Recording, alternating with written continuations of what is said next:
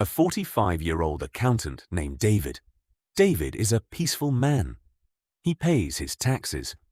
He helps his neighbors carry their groceries. If someone bumps into him at the supermarket, he apologizes. He has never been in a physical fight in his entire adult life. But tomorrow, the World Cup starts. David puts on a brightly colored polyester shirt. He paints his face. He walks into a stadium with 60,000 other people wearing that exact same shirt. 2 hours later, his team loses a penalty shootout. And David, the peaceful, polite accountant, walks out of that stadium, rips a metal sign out of the concrete, throws it through a storefront window, and violently clashes with riot police. When he wakes up the next morning, he won't be able to explain why he did it. He'll say, "I just lost my mind." But he didn't lose his mind. His mind was temporarily overridden by one of the darkest, most primitive psychological phenomena in human history. Welcome to the terrifying psychology of the World Cup. To understand why peaceful people riot over a ball going into a net, you have to understand a psychological concept called deindividuation. Your brain has a built-in braking system. It's located in your prefrontal cortex. This is the part of your brain that thinks about consequences. It's the voice that says, "If I throw this rock, I will get arrested, lose my job, and ruin my life." But psychologists discovered something disturbing in the 1970s. That braking system can be turned off. When you enter a massive, tightly packed crowd where everyone is screaming the same chants and moving in unison, your brain undergoes a physical shift. The sensory overload overwhelms your prefrontal cortex. The I disappears, and it is replaced by we. You stop feeling like an individual with a name, a job, and a mortgage. You become a single cell inside a massive living organism. And because you no longer feel like an individual, your brain stops fearing individual consequences. You feel invisible, anonymous, untouchable. The French psychologist Gustave Le Bon studied this in the 1800s. He wrote that, "In a crowd, a man descends several rungs on the ladder of civilization. Alone, he is a civilized individual. In a crowd, he is a barbarian. But the crowd itself isn't enough to cause violence. You need a trigger. You need an enemy. And that brings us to the shirt you're wearing. For 99% of human history, we lived in small, fiercely territorial hunter-gatherer tribes. Survival was a zero-sum game. If the tribe across the river got the hunting grounds, your tribe starved.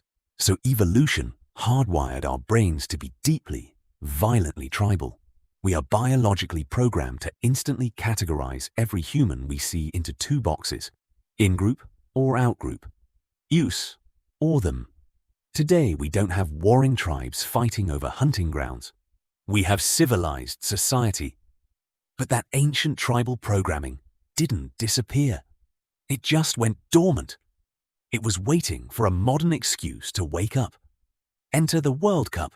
Sports are the modern world's simulation of tribal warfare. When you put on a national team jersey, you are doing exactly what your ancestors did when they painted their faces with ash and mud before a battle.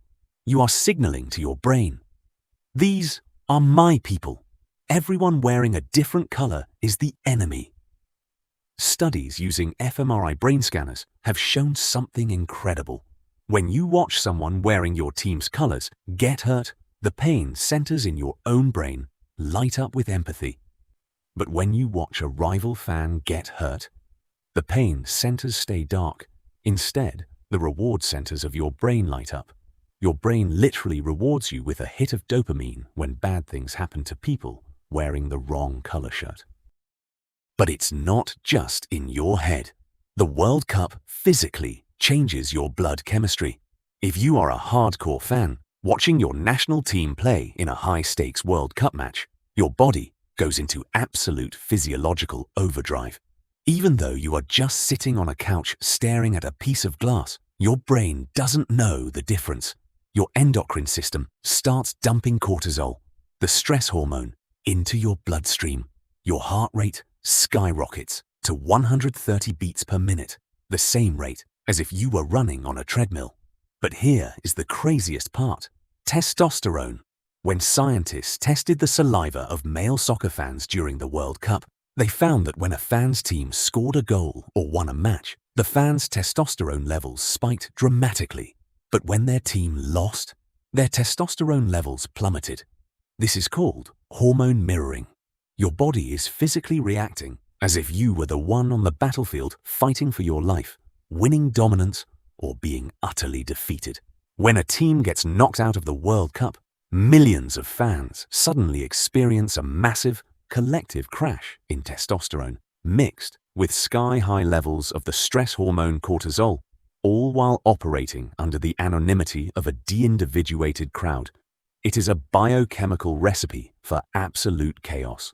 So, over the next few weeks, as half the population of Earth tunes in to watch the 2026 World Cup, pay attention, watch the crowds, watch the faces of the people screaming in the stands, watch the polite accountants and the quiet school teachers lose their voices yelling at a referee thousands of miles away. They aren't just watching a game, they aren't just supporting a country. They are plugging back into a 200,000-year-old biological matrix. They are returning to the tribe, and for 90 minutes, the civilized world disappears.